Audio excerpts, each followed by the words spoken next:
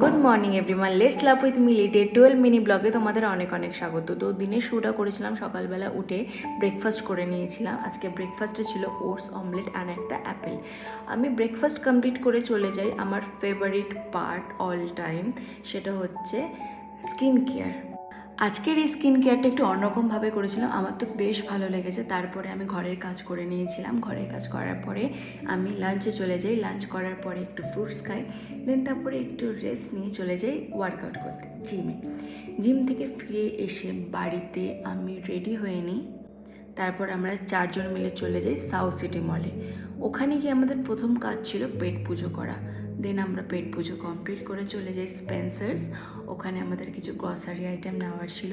দেন আমরা শপিং ডান করার পর আমরা বাড়ি চলে আসি। তো এইভাবেই আমাদের সারাদিনটা গেল। Hope you like this video. See you soon in the next vlog. Bye guys.